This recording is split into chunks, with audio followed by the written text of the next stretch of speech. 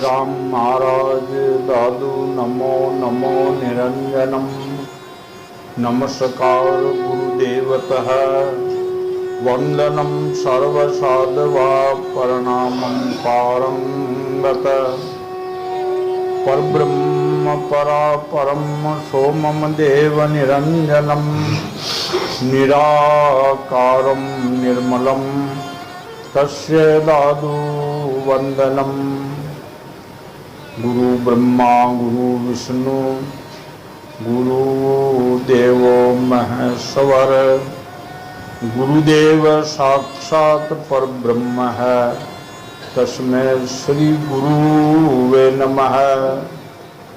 ध्यान मूलम गुरु मूर्ति पूजा मूलम गुरु पदम मंत्र मूलम गुरु वाक्य मोक्ष मूलम गुरु कृपा नाम लेत नो गरे टल भजन करत भय जाए जग जीवन जपा जप सभी विघ्न बिलाए।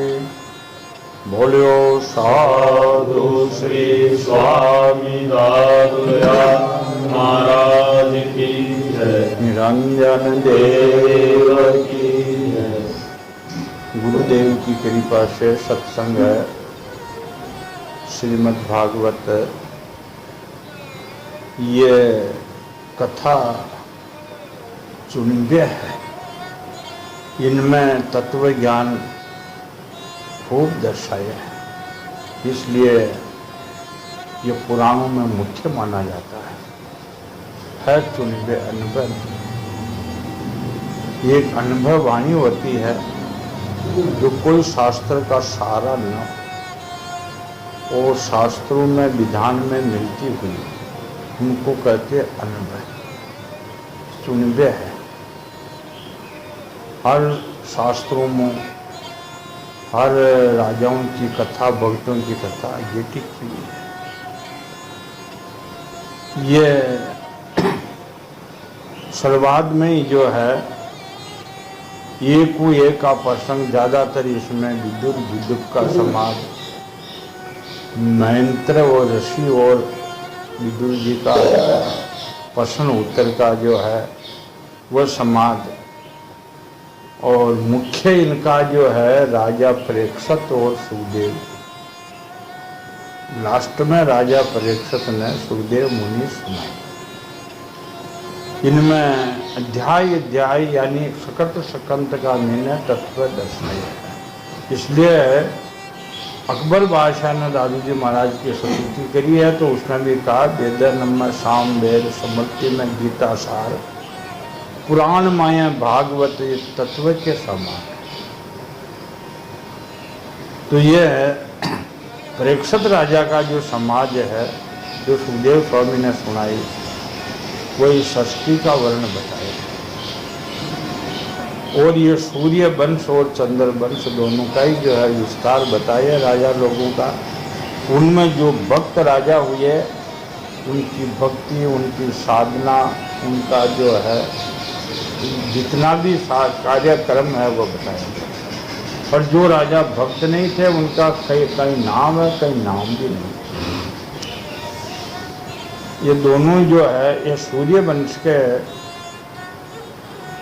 ऊपर जो चलती है। राजा परीक्षित ने पूछा कि भगवान तो स्वभाव ही भेदभाव से रहित होते,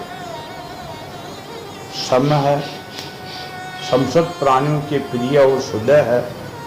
फिर उन्होंने जैसे कोई साधारण मनुष्य भेदभाव से अपने मित्र का पक्ष ले और शत्रुओं का अनिष्ट करे, इसी प्रकार इंद्र के लिए देवताओं का जो वस्तु के स्वयं परिपूर्ण कल्याण स्वरूप, इसलिए उन्हें देवताओं ने कुछ लेना देना भी तो नहीं है, तथा निर्गुण होने के कारण देवताओं ने कुछ बैर विरोध उद्वेग भी नहीं है। भगवत प्रेम और सौभाग्य से संपन्न महात्म हमारे चित्त में भगवान के सम तत्व आदि गुणों के संबंध में बड़ा भारी संदेह हो रहा है। आप कृपा करके इस संदेश को मिटाएं।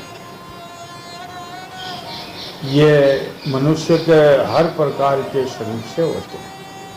संशय निवारण करने के लिए सत्संग की आवश्यकता है। ऐसा कोई व्यक्ति नहीं जिनको कोई संशय न हो।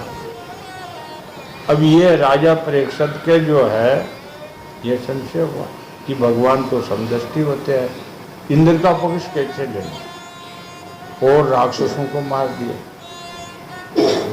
ये प्रश्न सुनते ही महामुनि सुखदेव जी महाराज ने उनका संशय मिटाने के लिए कहा कि महाराज भगवान के अद्भुत चरित्र है, अगर ऐसा चरित्र वह न करे तो उनकी गाथा कैसे।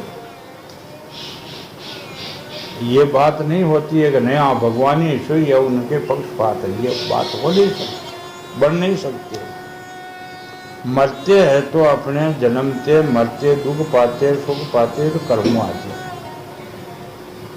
महाराज ने भी यही कहा कर्म फिरावे जीव को कर्मों को करता है, लेकिन इनका प्रेरित कौन है, प्रेरने वाले कौन है, करता है। अब भोगते कौन है, स्वयं कर्म कुआड़ा अंग बन काटत बारंबार, अपने हाथों आपको काट रही संसार।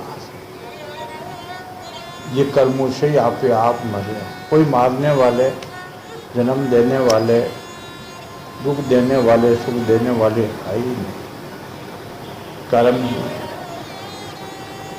लेकिन आगे जाके कर्मों को फिराने वाले कौन है, करता है। शक्ति तो सब उनकी है। और ये जो बीच में उनका जो ये खेल है, जैसे बच्चे बच्चे खेलते हैं, राज बच्चे बच्ची हो तो राजा का महल बनाएंगे मिट्टी में, गीली गीली मिट्टी होती है। राजा का जो बच्चा होगा राजमहल बनाएंगे, किसान का होगा खेत कूड़ा गाय भैंसे बनाएंगे, अगर महाजन का लड़का होगा तो वही दुकान लगाएंगे, वहाँ रेत में खिलौना करेंगे। ऐसे साधु का बच्चा होगा तो वह ध्यान दे करके बैठेंगे। और साधु का ये लक्षण अभी जो है हमारे गुरुदेव कहते थे कि छोटे बच्चे का आप लक्षण देखो, उनकी चंचलता भी देखो और उनका समदृष्टि स्वभाव, और वो कई चरित्र करें। जो बच्चा जो है जिनका पूर्व संस्कार अच्छे हैं, कुछ पाप पुण्य उनको भोगने के लिए परमात्मा ने फिर मनुष्य जन्म दिया है, तो कई लक्षणों मन की पहचान हो। तो छोटा बच्चा थोड़ा सी बड़ा हुआ और वो एकांत में जाके बैठेंगे। सत्संग होने के बाद पहले तो उनको जो है आवरण से पता भी कैसे लगेगा, और वो एकदम पद्मासन सिद्धासन, नेत्रों को थोड़ा बंद करके, ज़्यादा बंद भी नहीं, थोड़ा बंद करके दोनों हाथ जो है अपने गोदों पर रख कर प्रार्थना करेगा। भगवान जान लेना इनका भारी अच्छा संस्कार होगा, कोई मान भगत या कोई महात्मा होगा। और जो बच्चों आप शब्द बोलते हैं, वो खेल खेलते हैं, वो कभी जो है भक्त नहीं करते। फिर बड़ा होने के बाद में साधु का लक्षण, जिन्होंने जो है साधु का लक्षण है नहीं है, वो साधु नहीं बनेगा, बलि बाना देंगे नहीं। साधु बनना बना नहीं जाता, साधु हो जाते। मेरा ही मोकड़ा दुख उठावे साधु बन जाओ जब न, और कोई भागे भटके बन गया, बाना मिल भी गया, तो उनका मान भारी पाप उनको ऐसे उजाड़ देंगे जैसे काली घटा बरसने के लिए तैयार होती है और जोरदार जो है पावन आवा उनको तितर बितर करना, जैसे उनका कर्म उनको जो है फेंक देते हैं, किधर का किधर फेंक देते हैं। तो ये बात मनुष्य का हाथ की नहीं है, न अपना हाथ की है। ये तो उन पे ही रही जो महाराज ने कहा कि करे करावे सिया सिर और उनके दे, दादू शोभा दास के नाम ना पड़ा। अरे फलाना के संग से वह बिगड़ गया, अरे बिगड़ कैसे? प्रहलाद तो नहीं बिगड़ा, राक्षसों के बीच में रहे। अरे भविष्य तो नहीं बिगड़ा जो राक्षसों के आज बीच में रहे। और कंस कैसे बिगड़ गया जो यादवों के बीच में था। अपने अपने जो है अपने कर्मों को आप कोई भी नहीं मिट सकते। कोई जो है एक सतगुरु, एक शब्द सतगुरु का अनंत शिष्य है, जिनमें कोई मान होते हैं, कोई अधबच्चे लटेगी और कोई के बिल्कुल की असर ही न थी।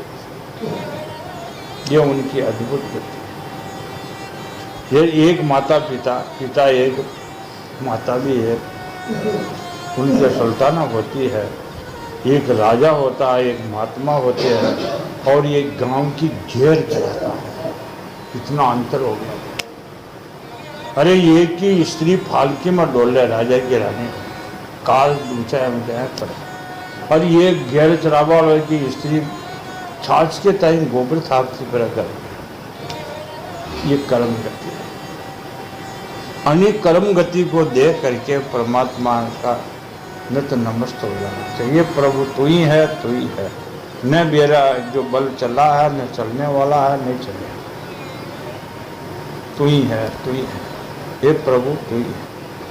ये महाराज के जो महाराज ने कहा है वो वाणी जी में संत लिखा है कि अनन्य शरण होना, अनन्य शरण होने वाले की यह गति है कि आंख मीच के उनके चरणों में हो।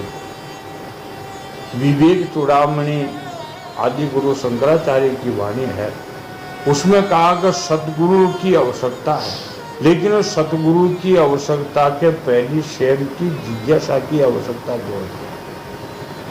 सतगुरु तो मिल गए लेकिन जिज्ञासा जो नहीं है तो बोलो सतगुरु ठीक है, सतगुरु का कोई भाव नहीं, स्वयं की जिज्ञासा होनी चाहिए।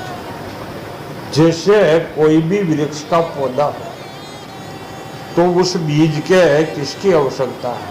हवा की, जल की और मिट्टी की। तो वह पौधा जो है एकदम वृक्ष रूप धारण करेगा, और अमुक एक की कमी रहेगी वह खत्म हो जाएगा। तो भगवान की कृपा, स्वयं की जिज्ञासा और सद्गुरु, तीनों को जो है ये खा है। बाकी सद्गुरु अगर परमात्मा न भेजे, सतगुरु कौन भेजते? परमात्मा ही तो भेजते। मानो परमात्मा ही स्वरूप है, लेकिन मन को समझाने के लिए वो परमात्मा भेजते। और उनको जो ज्ञान नहीं लगा तो बोलो सतगुरु भी ठीक है। उनके लिए महाराज कहते हैं कह मेरी जीभ रे सुन सुन तेरे कान, सतगुरु वपरा क्या करे जो चेला मुंड अजान। ज्ञान लिया सब सीखी सुनी, मन का मेल न जाए, सतगुरु उपरा क्या करे शिष्य विष हला हल्का। सतगुरु वर्जे शिष्य करे, अरे यो काम न करना, फिर भी कपड़ी टुकड़म लगा करे। सतगुरु वर्जे शिष्य करे, क्यों कर वंचे खा। बे दिस देख बहेगा पानी फोड़ी। ये गति प्रत्यक्ष है, ये महापुरुषों का शब्द है। अगर अपना जो जिज्ञासा न होवे, पात्र जो न बने, वैराग्य ना हो, तो सतगुरु भी ठीक करे, परमात्मा भी ठीक करे। इस जगह का ऊपर ये राजा परीक्षित ने प्रश्न किया। भगवान समदृष्टि है, दैत्यों को मारा है, इंद्र की पक्ष ली है, यह संशय निवारण पड़ा। तो इनमें सतगुरु की आवश्यकता पड़ती है संशय निवारण करने के लिए। सुखदेव जी महाराज ने कहा, महाराज भगवान के अद्भुत चरित्र है, अगर ये चरित्र नहीं होते हैं तो आप और हम कैसे गाते, कैसे सुनाते। ना आपने बहुत अच्छा प्रश्न किया है, क्योंकि ऐसे प्रसंग है प्रहलाद आदि भक्तों की महिमा में परिपूर्ण होते हैं। तो वह काम मरिया, कहाँ पक्ष लीधो और कम मारिया, कहाँ जीवन। भक्त, एक भक्त मिलो और करोड़ों शरीरधारी मिलो, लेकिन भक्त का एक नुंगरो मानस एक भी नहीं, पर नुंगरो समझ न सके। आप नुंगरा का प्रसंग में तो सुनते ही हो, कई बार सुना होगा। जिसके गुरु नहीं है उनको नुंगरा नहीं कहते, वो तो बिना गुरु का है। लेकिन जिसने गुरु के जो सानिध्य में चले गए फिर अपनी टेक लगाते, वो नुंगरा होता है। वो नुंगरा, उनका मुंह देखने में बहुत पाप लगता है। और वो नुंगरा कहीं जो है ये जन्म नहीं, करोड़ों जन्म जीत जाएगी। नुंगरा मानस ने तो छेड़बा कोई दोष लो, मन मारा वहां मार्ग मत जाए, कुसंग रो कालो लागो। नुंगरा मानस ने छेड़ता पद सुंगरा की जाए। नुंगरा ने छेड़बो पद सुंगरा की चली जावे, तू स्वयं गुरु की मानते नहीं, दूजा ने इसकी शिक्षा दे नहीं, अपन तो ऐसे करेंगे ऐसे हो जाएगा, जो गुरु का विश्वास है।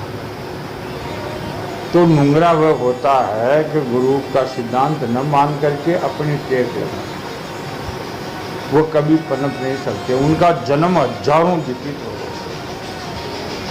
ये सब शास्त्रों का और सिद्धांत का सार।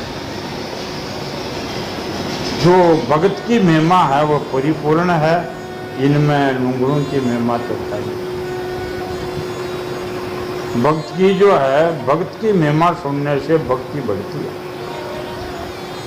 दादू साधु संग पाइए राम अमी फल हो, संसारी संगत पाइए विष फल देवे। तो भक्तों की महिमा सुनने से ज्ञान भक्ति वैराग्य में मन अपना आगे बढ़ता है, और अभगत असंतों की महिमा सुनने से अपने को भी वैसा होना। महिमा सुननी तो भक्तों की, नाम लेना तो परमात्मा का, ध्याना है तो ईश्वर को, औरों को ध्यान ही क्या। ये परम सिद्धांत है। इस परम पुण्य प्रहलाद को नारद आदि महात्मा गण बड़े प्रेम से गाते रहते हैं। अब मैं अपने पिता देवपान मुनि को नमस्कार करके भगवान की लीला कथा का जो वर्णन करता हूँ, वास्तव में भगवान निर्गुण है। आपने कहा न, सुखदेव स्वामी ने कहा कि भगवान निर्गुण, वास्तव में निर्गुण है। वास्तव में भगवान निर्गुण है, अजन्मा है, वो युक्त और प्रकृति से पर है। ऐसा होने पर भी अपनी माया के गुणों को स्वीकार करके वह बाधिक भाव को यथार्थ मरने और मारने वाले दोनों के ये परस्पर विरोधी रूपों को ग्रहण करते हैं। सतोगुण, रजोगुण और तमोगुण, तीन प्रकृति के गुण ये परमात्मा ने बनाए। परमात्मा के नहीं है, लेकिन इसमें उनका जो है शक्ति उन परमात्मा की है, सर्वत्र शक्ति है।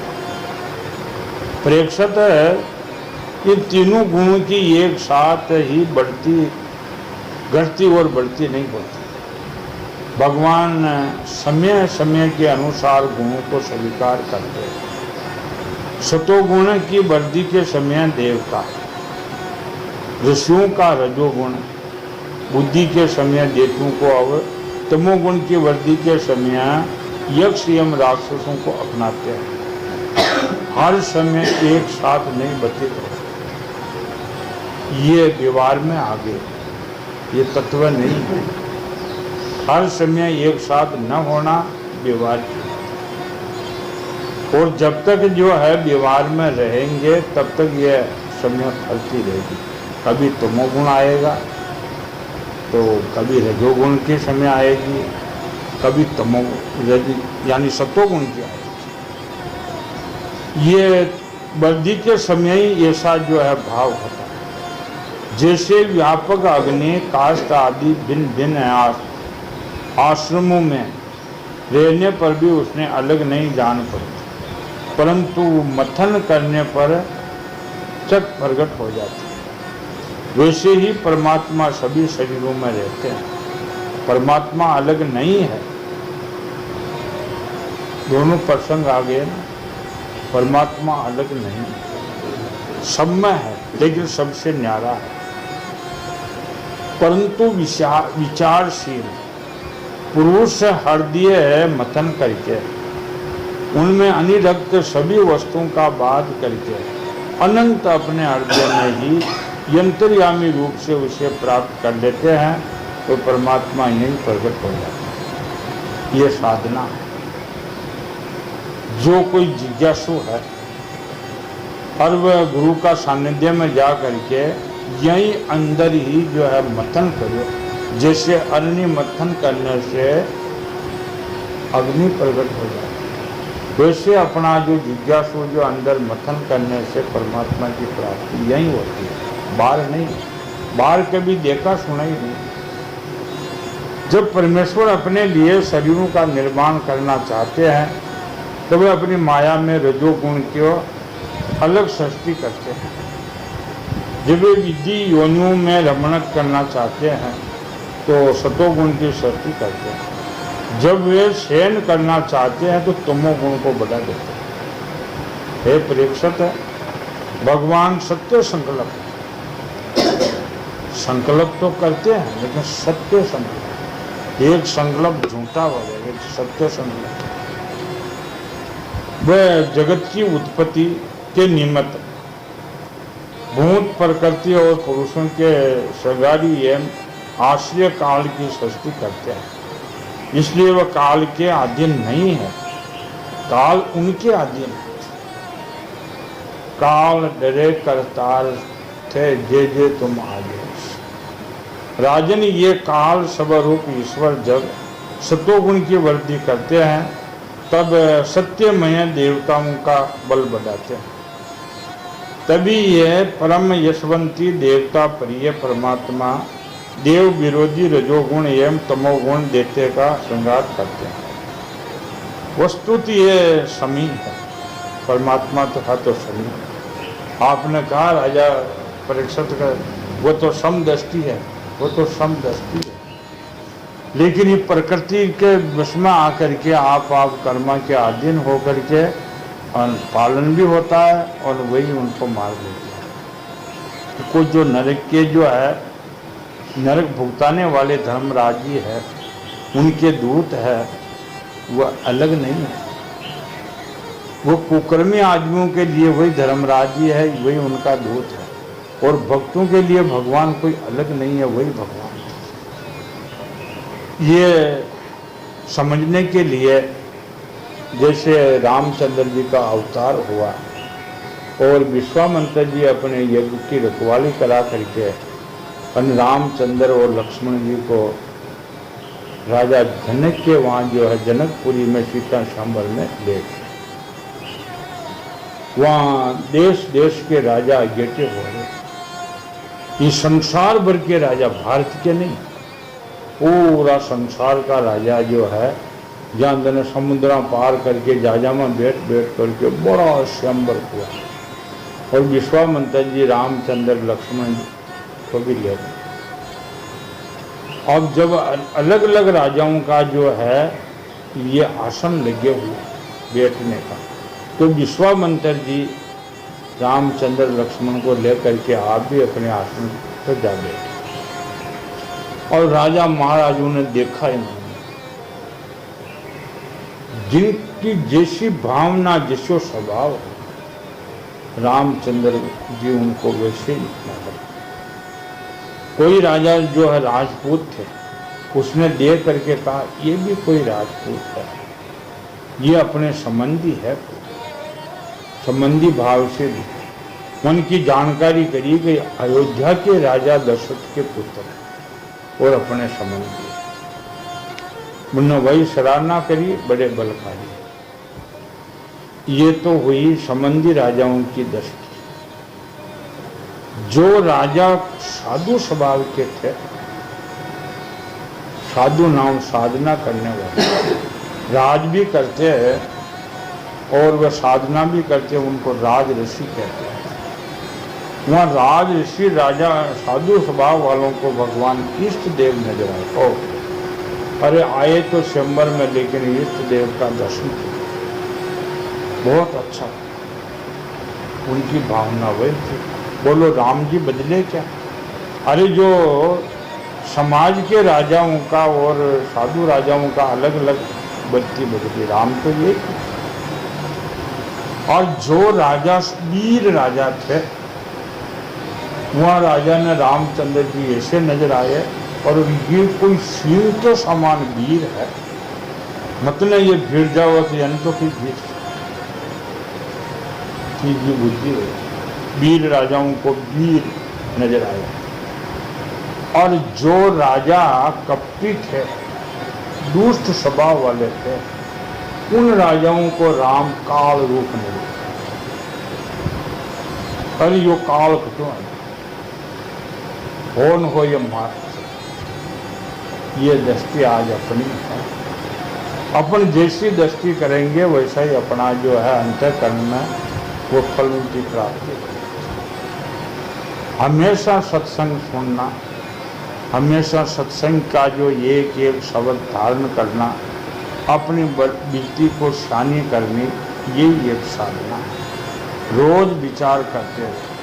रोज सत्संग मिलना बड़े भाग्य नहीं, बड़े भाग्य की। रोज आगे बढ़ना, विचार करना।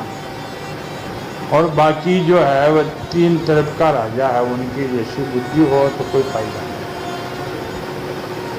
ये दम है औषधाल्य लड़का परमा पापा आत्मा शिशुपाल दुर्बुद्धि दंत वकर, ये सबसे तुलना कर बोलने लगे।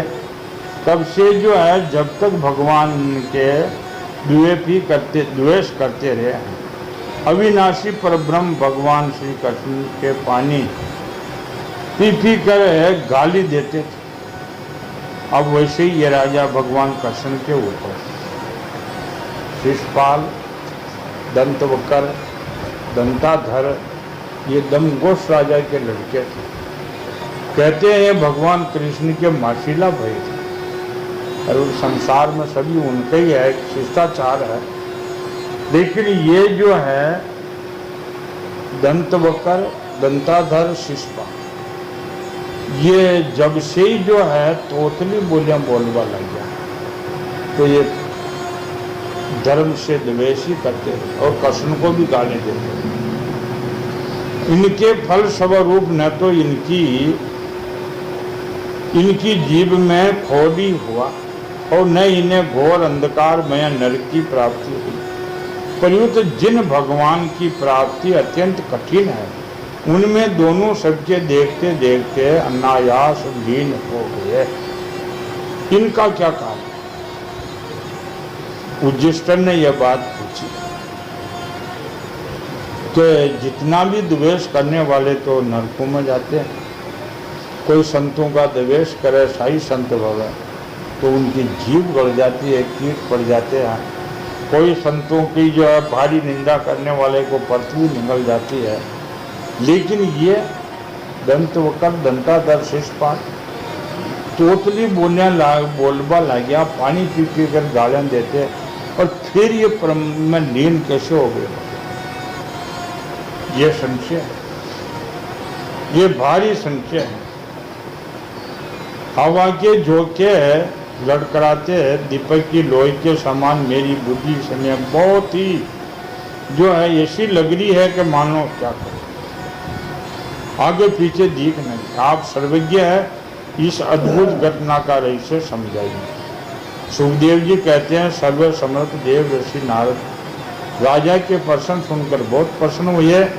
उन्होंने युधिष्ठिर को संबोधन करने में बड़ी सभा में सबको सुनाते हुए ये कथा कही। इधर सुखदेव जी महाराज राजा परीक्षित का संशय निवारण कर रहे हैं, इधर नारद जी राजा युधिष्ठिर। युधिष्ठिर का ये समाज पहले का है और सुखदेव स्वामी राजा परीक्षित का समाज बाद का है। तो ये युधिष्ठिर के तो पोता थे, परीक्षित राजा उनके पोता था, अर्जुन का पोता उनका ही पोता था। तो ये समाज जो है सुखदेव स्वामी और राजा परीक्षित का समाज बाद का है। युधिष्ठिर और नारद जी का यह द्वापर के अंत का समाज है। नारद जी ने कहा युधिष्ठिर निंदा, स्तुति, सत्कार, तिरस्कार ये शरीरों को होते हैं। ये यहाँ समझने के लिए थोड़ा तत्व की आवश्यकता है। जो कोई की निंदा कर रही हो, अरे माने स्वयं सुनी, स्वयं की निंदा है तो आग लगी, क्रोध हुआ, ये किसके हो? क्यों ये किसको हुआ? अच्छा, कोई सतुति करी है तो मन ही मन में फूलिया, ये किसके हुआ? निंदा स्तुति सत्कार तिरस्कार ये शरीरों को होते हैं, आत्मा को नहीं। आत्मा का तो धर्म ही नहीं, शरीर का धर्म।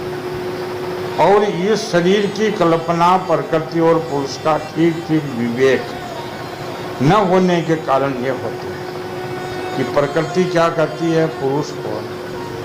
जब तक प्रकृति और पुरुष का जो जिसको ज्ञान नहीं है, तब तक ये निंदा स्तुति आन लाभ मान अपमान ये सब लागू है। ये अज्ञानियों का काम। अब ये बात न सोचो तो ज्ञानी होना, कौन ज्ञानी है जिनको निंदा स्तुति ये के समान।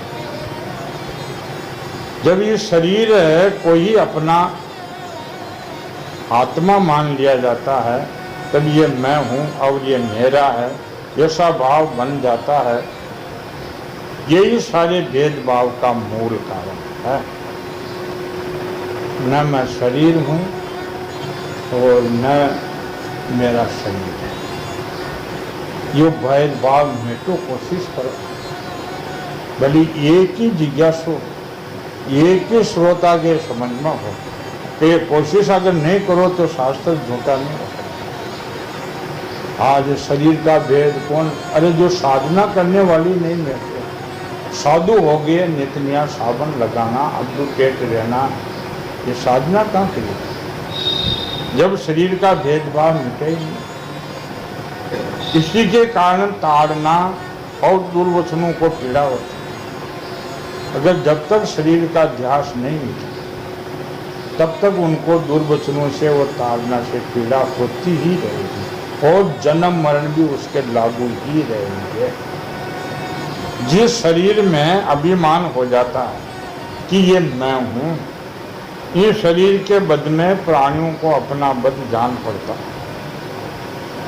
अब कतरी गोपनीयवाद के जैसे यही प्रसंग शुरुआत में जो है, जो सत्संग प्रारंभ हुआ, उसी समय का मैंने परीक्षित ने कहा कि भगवान समदृष्टि हुआ, इंद्र को पक्ष लियो और राक्षसों ने मारा, भेदभाव कम लियो।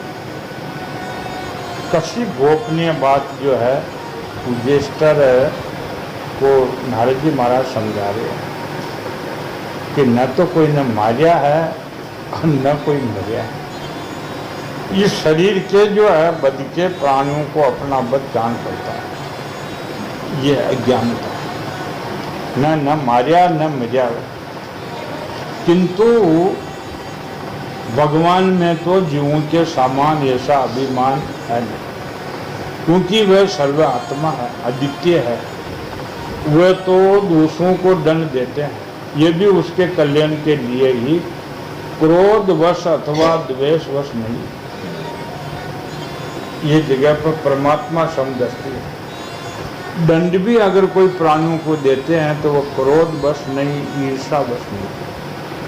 ये दंड का भेद भी सुनो। और इनको सरल समझने के लिए हमारे महाराज ने कहा है, माया मीठा हेत कर ऊपर कड़वा रहा, दादू सतगुरु शिष्य को सीध दर सब साधुओं की साथ। भगवान भी भगवान है ऐसे, जो माया तो हेत है। जब उसने गलती करी है, जब उनको छोटो बच्चों जो अगर कादा में भर जावे तो उनको जो है माता लपेड़े भी मारती जावे और उन्हें साफ भी करती जाए। ये अपना जीव में कोई दुख आ जाए, कष्ट आ जाए तो भगवान उनको शुद्ध कर देंगे। ये विचार द्वारा इस बात को स्वीकार करोगे तब जाकर के संसार से मुक्त हो जाते हैं। भगवान के संबंध में हिंसा की कल्पना तो कैसे की जाती है? इसलिए चाहे शुद्ध बैर भाव या बैरहीन भक्ति भाव से, भय से, संन्याय से अथवा कामनाओं से कैसे भी नाता तो जोड़ो। नाता परमात्मा से जोड़ो, यानी जो संसार का नाता उनको छोड़ो, किससे भी जोड़ो। संन्याय भाव से, प्रेम से, द्वेषता से, चाहे कोई इच्छा से, कल्पना से नाता है। भगवान में अपना मन पूर्ण रूप से लगा देना चाहिए। भगवान की दृष्टि में इन भावों को कोई भेद नहीं। युधिष्ठिर मेरा तो ऐसे दृढ़ निश्चय है कि मनुष्य भेद भाव से भगवान में जितना तन्मय हो जाता है उतना तो भक्ति योग से भी नहीं होता। कोई आदमी के जो है हम द्वेष हो गए तो जो मित्र है वो तो न धसवे गया, लेकिन वो द्वेष वाला तो वो धसवे ही गए और नजर आए तो वो और प्रज्वलित हुए और जो आए। तो ये प्रसंग हल हो गया कि दंत वक्र शिषपाल दंताधर ये लोग कैसे लीन हो गए। ये कर्षणमय थे राज्य। ये भृंगी कीड़े को लाकर भीतर बल में छेद में बंद कर देता है और वह भय लगा उद्वेग से भृंगी का चिंतन करते करते उनके वैसा हो जाता है। ये बात भगवान श्री कृष्ण के संबंध में भी है। भृंगी जैसे बिल लगा रखा है जगह और एक हरी लट होती है, उनको पकड़ ला करके जो हर लटों को नहीं बना सकते बना, एक जात की एक हरी लट होती है, वो उनको पकड़ लाते हैं, वो भयभीत हो जा रहा है और उनको बिल में बंद कर उनको मुंह बंद कर देता है और वह भय की मारी राग सुनती रहे। वही भृंगी होकर के बिल तोड़ के वह लट रूप खत्म हो जाता है, भृंगी हो जाता है। ये से भगवान जो जीव भाव से जो है परमात्मा से भय मान के उनका जो है चिंतन करता है। परमात्मा का डर नहीं है, वह परमात्मा को याद नहीं कर सकता। रजब जी ने 5 डर बताए, तो परमात्मा का डर नहीं है, वो कैसे चिंतन करेंगे। अगर उनका डर जो है डर लगा करके परमात्मा को याद करेंगे, वो परमात्मा में विलीन हो जाए, उनका रूप ही हो जाएगा। राम राम कह राम समाना, जन रईदास मिले भगवान। लीला के द्वारा मनुष्य मालूम पड़े हुए सर्वशक्तिमान भगवान ही तो है। इसे बेर करने वाले इनका चिंतन करते करते पाप रहित होकर उसी को प्राप्त हो गए। एक नहीं, अनेकों मनुष्य काम से, द्वेष से, भय से, संन्यास से अपने मन को भगवान में लगाकर हम अपने सारे पाप धोकर उसी प्रकार भगवान को प्राप्त हुए, जैसे भगत भक्ति से। महाराज गोपियों ने भगवान से मिलने के तीव्र काम यथार्थ प्रेम से, कंस भय से, शिषपाल दंतवक्र ये राजा द्वेष से, यदुवंशी परिवार के नाते संबंध से, तुम लोग संन्यास से और हम लोग भक्ति से। ये नारद जी ने कहा ये नाता होना चाहिए। ये यहाँ नाता का मेनो इसकी गति नहीं हुई, राजा बेन की गति हुई। ये 5 नाता में एक भी नहीं था, एक भी संबंध नहीं था बेन। बेन तो कहता कि मैं हूं, मुझ प्रभु को छोड़ के कौन संसार में। एक नाता होना चाहिए। जो उपरोक्त बात आपने बताई, गोपियां भगवान के मिलने से, प्रेम से, कंस भय से और कृष्ण कृष्ण मेरे को मार देगा, मार दूं कृष्ण, भय को मारियो कृष्ण कंस के हृदय में ही खड़ा हो। रात दिन सोते जागते बैठते निंदा में वजह तो कंस तो कहता अगर कृष्ण मुझे मार देगा, मैं उनको मार दूं, कैसे गति नहीं करती। वह कंस भय से, शिषपाल दंतवक्र दंताधर वस्त्र आदि राजाओं की ये द्वेष भाव से, यदुवंशी परिवार भाव से। यदुवंशी समझते कृष्ण तो हमारा नहीं है, हमारी जाति वाला, हमारे परिवार से, ये संबंध से। तुम लोग संन्यास से और आप लोग जो है, नारद जी ने कहा युधिष्ठिर को कि आप संन्यास अपना संबंधी मानो, आप हमारे संबंधी है। यदुवंशों में परिवार के संबंध से तुम लोग संन्यास से और हम लोग तो भक्ति से, नारद जी कहते माँ का तो भक्ति को नाता, माँ का भगवान का फिर नातो है साधु संता का। नारद जी ने कहा कि माँ का भक्ति को नाता, मन को भगवान में लगाया। भक्तों के अतिरिक्त जो 5 प्रकार के भगवान का चिंतन करने वाले हैं, राजा बेन किसी भी प्रकार की समझ नहीं, इसलिए राजा बेन की गति होती। तो ये 5 प्रकार का प्रेम तो होना ही चाहिए। फिर तुमने मौसीरे भाई शिषपाल दंत वक्र दोनों ही विष्णु भगवान के मुख के पास ये कारण और बता कि दंत वक्र शिषपाल ये मौसीले भाई ये पहले कौन थे? ये जो है ब्राह्मणों का श्राप, संत कुमारों के श्राप बस ये राक्षस हुआ। राजा युधिष्ठिर ने पूछा, नारद जी भगवान के पार्षदों को भी प्रभावित करने वाला श्राप लग सकता है क्या? कैसे नहीं लग सकते हैं? बात बड़ा गंभीर प्रसंग है कि ये श्राप बस दंत वक्र शिषपाल राक्षस हुए, ये तो भगवान के पार्षद थे। तो युधिष्ठिर ने पूछा, भगवान का पार्षद नहीं श्राप लाग जाए? अब कोई कहते हैं ना हम तो साधु है, अरे साधु तो गणा गाडा गिरे, साधु सो गाडो गिरे तो उबर न सके पास कि भगवान का पार्षद न श्राप लाग गया, साधु का डर लाग गया। साधु तो खंडे की धार है। ये बात में आप सुनते ही हो कि डोकरी के जो है बिलाई मर गई, वो बाहर खाली में फेंके, लेकिन ऊंट मर गयो, अब कैसे फेंके?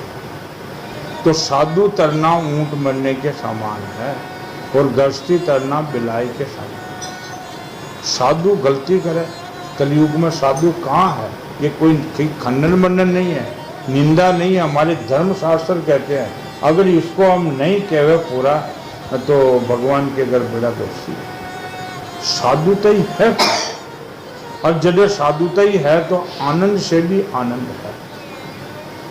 साधुता ही है वहाँ तो आनंद का ठिकाना ही नहीं है, अत्र आनंद है। और जहाँ साधुता ही नहीं है, भेषधारी है, तो वह कारण के भेष बहुत संसार में साधु बिरला कोई, साधु तो कोई बिरला होते, भेष बहुत मिल जाते हैं।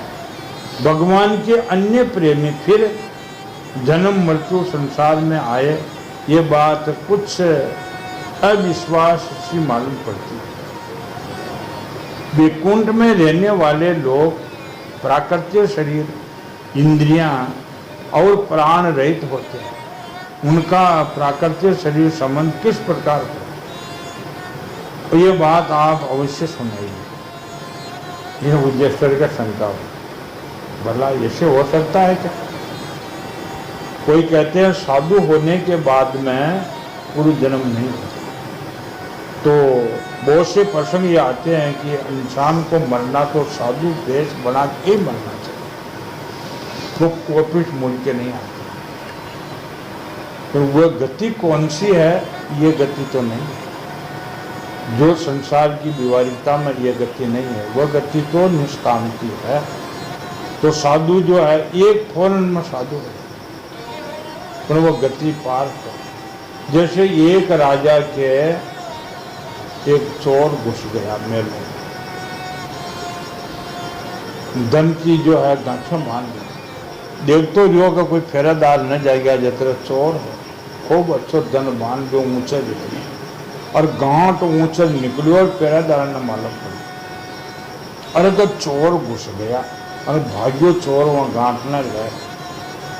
तो भागते भागते राज कर्मचारियों ने उस चोर का पीछा किया। उनने क्या देखा कि घाट में मुखार धनों का ऊपर फांका, वो बीणबा लाग जाओ देते तो दूर पड़ जाओ। और फिर वो तो राजा के जो कर्मचारी थे दूर से आ जाओ, धन फांग तो थोड़ो सी धन देखो, अब अपने को जो है ये गिरफ्तार कर ही लेंगे। तो एक महात्मा का मठ आ गया, मठ कहते हैं, आश्रम कहते हैं, द्वारा कहते हैं। खट वो थोड़ो धन लेर जो है वहाँ के मंत्र मंडलेश्वर थे जा करके, महाराज जल्दी जल्दी मुझे दीक्षा दे, बहुत जल्दी दो। उन्होंने देखा कि इनको पूर्ण वैराग्य हो गया, धन से भी वैराग्य है जो ला करके रख दी और वो साधुओं के काम आएंगे और उनको दीक्षा दे। राज कर्मचारी आए कि बाबा जी के मठ में गया है चोर। पीछे से राजा भी आया। राजा आए, देखा, थोड़ी देर राह देखी लेकिन बाहर नहीं निकले। तो राजा था, अपने सेवकों को लेकर महाराज के पास पहुंचे। सेवकों ने कहा महाराज ये चोर है। राजा बोलियो महाराज जी शिष्टाचार से प्रणाम करके कि ये चोर है, राजमहल में चोरी करके आया। महाराज क्यों, चोर तो नहीं, ये तो कोई भारी आदमी है और इनको वैराग्य हो गया संसार से, जो जल्दी जल्दी वैराग्य हो गया। नहीं महाराज चोर है। क्या आपने चोरी की है? पूछा। महात्मा ने पूछा चोरी की? कि महाराज जी जन्म में मैंने कोई चोरी नहीं। महात्मा बोलिया राजा कहता है जन्म में चोरी की नहीं, तू कहता कि चोर है। कि महाराज ये चोर है। अच्छा वहाँ वक्त में खई न्याव हो तो पुराना जमाना में हम भी सुनते थे, कोई लड़का भी अगर गस्तों का झूठ बोलते तो उनके हाथों का ऊपर जो है बल बलते खीरे रखते। ये पुरानी अच्छी बात थी। अगर तुम न दाजियो तो हाँचो और दाजियो तो झूठो। राजा ने जो है कहा कि महाराज ये चोर है, झूठ बोल दो आपके स्थान पर, परीक्षा लीजिए इनकी। तो उनको जो है खिला जो है गर्म करवाए लोहे और उनके हाथों पे रखा। उन्होंने कहा भगवान मैं इस जन्म का चोर नहीं और मुझे अग्नि देवता साक्षी देकर बचाइए। वो जो लोका किला ठंडा हो गया, उनके दाल नहीं लिया। महाराज ने कहा देख चोर कहाँ राजा?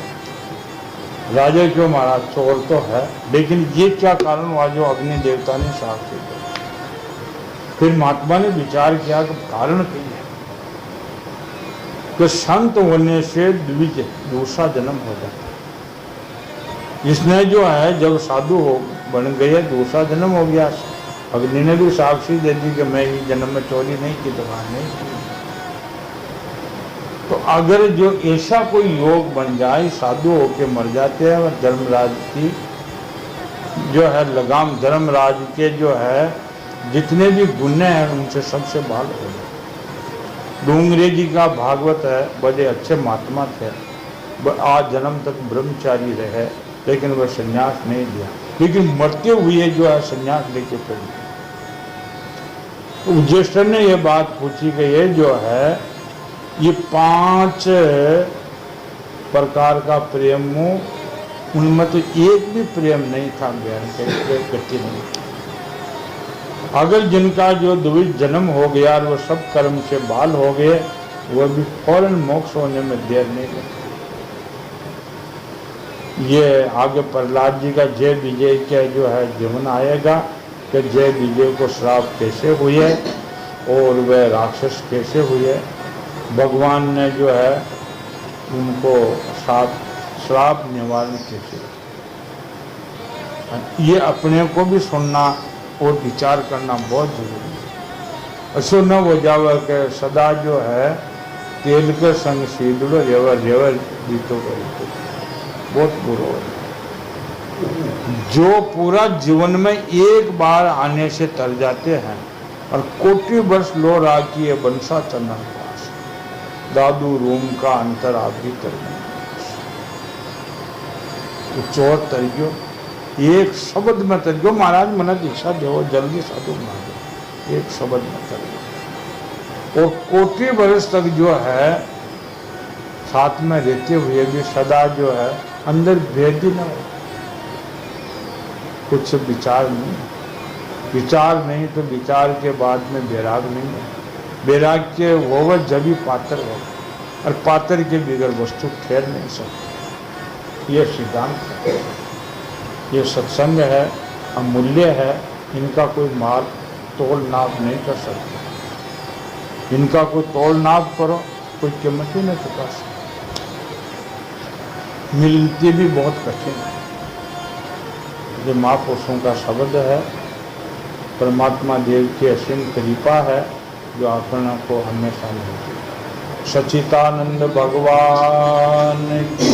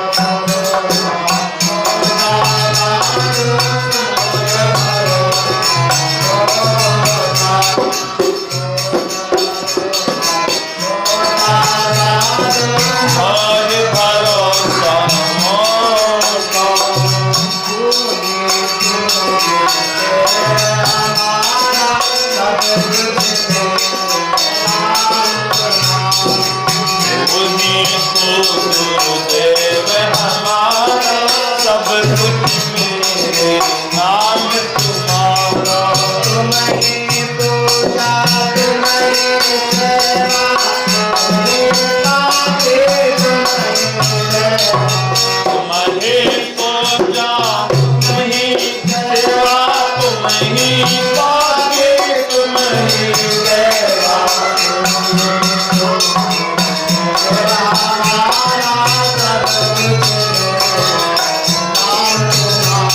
ही तो गुरुदेव हमारा सब कुछ मेरे नाम तुम्हारा योग याज्ञ तुम साधन जापम मेरे आपे आपम योग याज्ञ तुम साधन जापम तुम्ही मेरे आपे आपम वही तो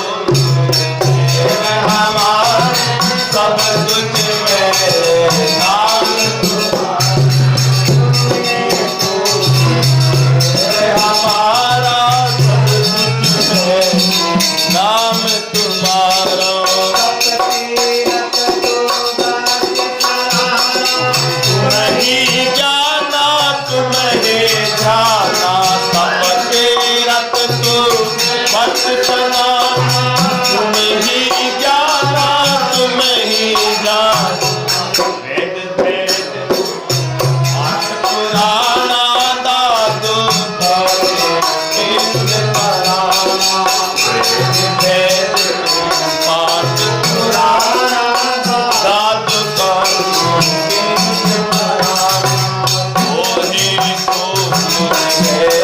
हमारा सब कुछ मेरे नाम तुम्हारा सब कुछ मेरे नाम तुम्हारा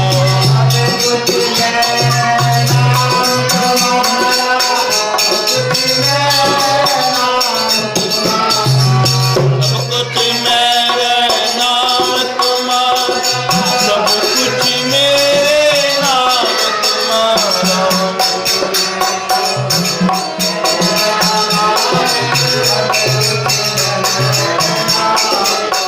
मेरा साथी सर्वे आधार अभी अविनाशी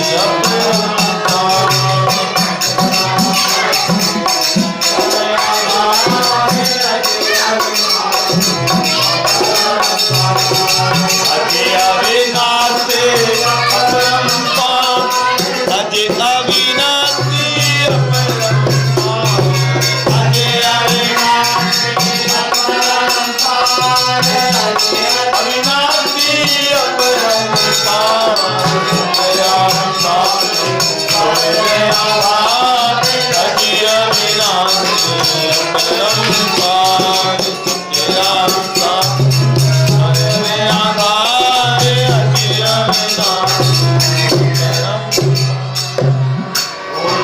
साधु श्री स्वामी दाद दयाल महाराज की जय देव की जय महादेव की जय बलि की जय संत महात्मा की जय।